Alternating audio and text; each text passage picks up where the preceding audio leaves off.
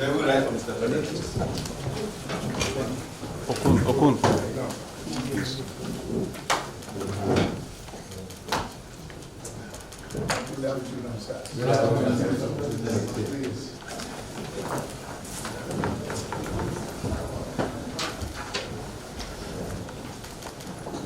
The Chief of Staff to the President, Right Honorable Femi Bajabiamila, Honorable Ministers of Afenifere, Pa Ruben Vasoransi, senior officials of the federal government here present. I'm honored by the call for me to introduce members of the delegation.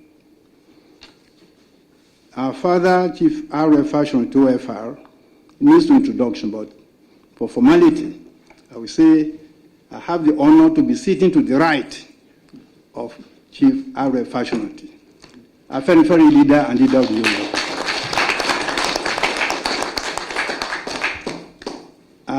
Olufalai, I used to be several other things, but now I'm entrapped in the traditional institution, and I've shared all my partisan political gaps. And today I have the honor to be the Olu of Iluabo by the airport in Akure and the Babaoba of Akure Kingdom. Present here, Mr. President, is Archbishop Ayo Ladigolu. Papa. Audience, and for this opportunity to meet with you. I'm honored with making the remarks on behalf of our leader, Papa Fashionati. The entire leadership of Afenifere is happy to be here at the center of Nigerian power, Aso Rock, Bila, to meet with our son, Asiwaju Bola Ahmed Tinubu, the first member of Afenifere to be elected President of the Federal Republic of Nigeria. We are delighted, Mr. President, with what you are doing for our country, and we assure you of our continuing support. We thank you for your visit to Akure in February 2024, and we believe it is right and proper and in line with Yoruba tradition that we should reciprocate your kind gesture. We appreciate this relationship, and we need to make it work in the interest of Nigeria and the larger world of Africa and Africa in the diaspora. Mr. President, you are the leader of Nigeria now and the most important political figure in Black Africa. We expect you, knowing your pedigree and the legacy that you represent, to lead our country with courage, knowledge, and integrity. We have no doubt that your tenure will mark a turning point in the history of Nigeria, when our great country, by God's grace, under your leadership, will be repositioned for greatness. Mr. President, we congratulate Your Excellency on the massive reconstruction of the Third Mainland Bridge in Lagos and the excellent work done on the Lagos-Ibadan Expressway. We also want Your Excellency to look into the state of all the federal highways in the southwest, including the Ibadan to Ife, Akure to Ado-Ekiti, and Osogbo to Ibadan, and Akinfo-Sile-Igbo-Tako Road. We need this dualization of Ore-Ondo to Akure to Owo to Benin Road. Almost all these roads need urgent and comprehensive federal attention. Many of these roads require not just repairs, but rehabilitation. We need a special attention on the deplorable state of the Ibadan-Ife Ondo Road, which links the political capital of Yoruba land with the source. One major project that will benefit not just the southwest, but the entire country is a rail link between Lagos and Abuja. This will be a great legacy for Your Excellency, for your consideration and implementation. Security. Afenifere is in support of the campaign for state police. We believe this will enhance the security of life and property. We also want Your Excellency to look at the command structure of federal security agencies to ensure equity and justice in the posting and deployment of senior officers.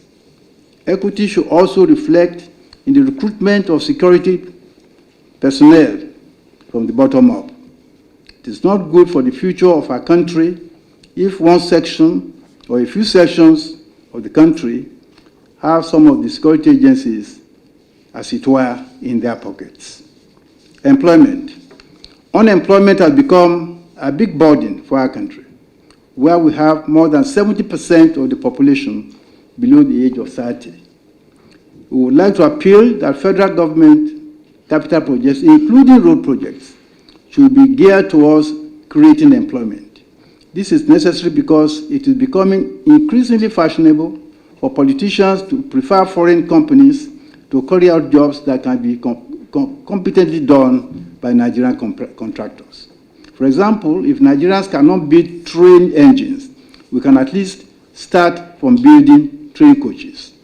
If Mr. President will allow us, we will submit at a later date proposals for massive employment creation using the existing artisans throughout the country to institute a national apprenticeship training program that will take millions of youths off the streets. If I may say so, Mr. President, this will also give Nigeria, in due time, a large pool of skilled manpower to maintain the existing housing structure and create the additional housing and official accommodation in our country. Because these days, Mr. President, we have an acute shortage of skilled manpower, middle-level manpower. Conclusion, Mr. President, we commend Your Excellency on the prompt action in signing the Students' Loan Act. We implore that this should be operationalized soonest. It is an indication of your unwavering commitment to legacy bequeathed to us by our leader and sage, Chief Obafemi Awolowo, on the centrality of education to human development. We affirm that we stand by you as you make all efforts to change the Nigerian story for the better. Be assured, Mr. President, that Afenifere will not abandon you in fair or foul weather.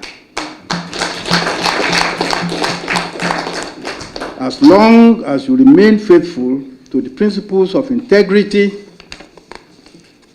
fairness, and courage that we expect of you as the leader of our country. All the leaders and elders of Yoruba land are with you. All our mothers and youths are standing by you as you carry out this your historic assignment. Now that we have fulfilled our promise to visit you, know that as we depart, our goodwill and prayers will always abide with you. You have started well. God will grant you the capacity and wisdom to serve Nigeria well. Thank you, Mr. President, for your attention. What we face now is challenges of terrorism, security of lives and property, that is very, very necessary for development and good results. And we have been battling that. I can tell you this afternoon that we are achieving success. There's improvement. From hosting flags on the Nigerian properties and sovereignty, we have degraded terrorism to a level that they could not threaten the sovereignty of this country any longer. Well, it is always hard to defeat economic opportunity that might open up in this type of challenges, particularly when the country is equally challenged economically. So, the banditry kidnapping that they've resorted into will also be defeated. I declined any ransom method, no payment of ransom whatsoever. We are taking the battle to them, and we are getting a result more rapidly than ever before. The case of Kuriga and many other kidnapped children is evident in the way we rescue them from Sokoto to Katsina to Kaduna and others now more expeditiously than ever before. We are working hard on intelligent gathering and execution of our programs. Those that might thought they can threaten the sovereignty of this country will have themselves to blame. They have a price to pay. And we are not going to relent in that area. We have the solid mirror that has attracted a lot of insecurity, scavenging, and others. Then we have special forces that is facing that now. We will have an effective forest guards that will be,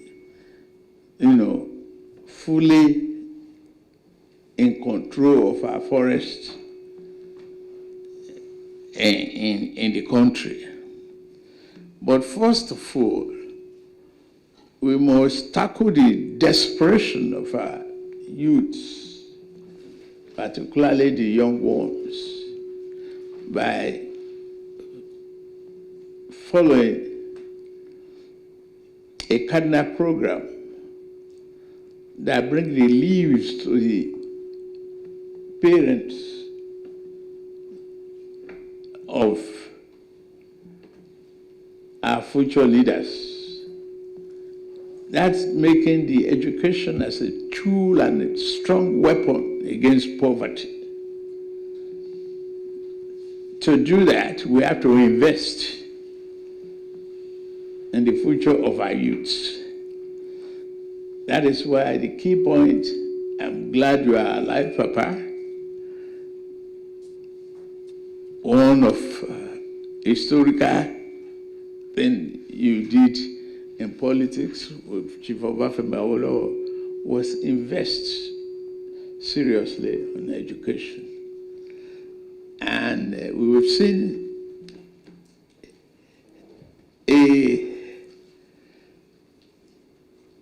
a problem that parents are facing in paying the tuition fee of their wards. Therefore, we have established student loan.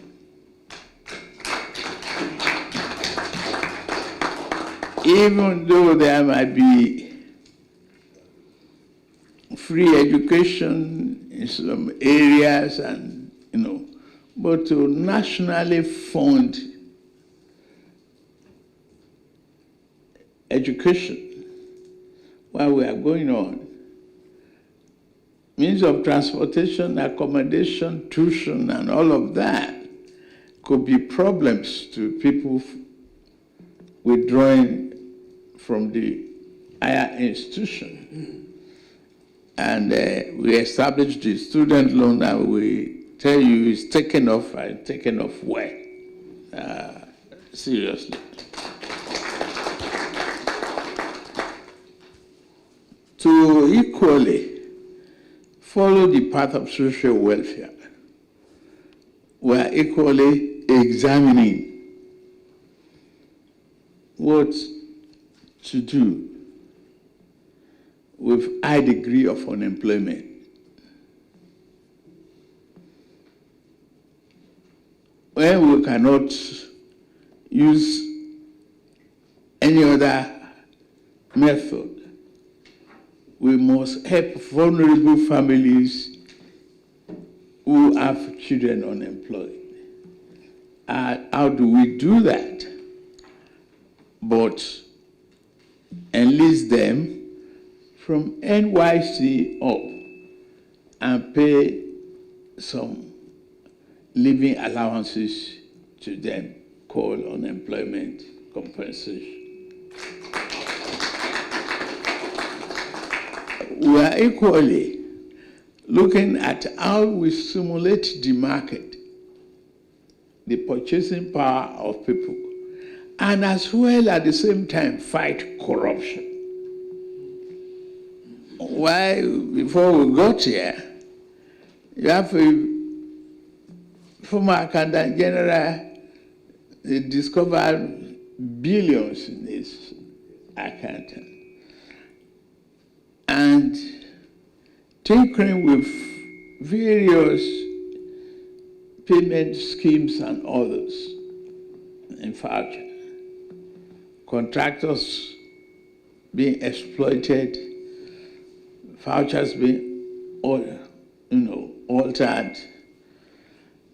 We have taken action, and you will soon hear the funding of consumer credit. If you eliminate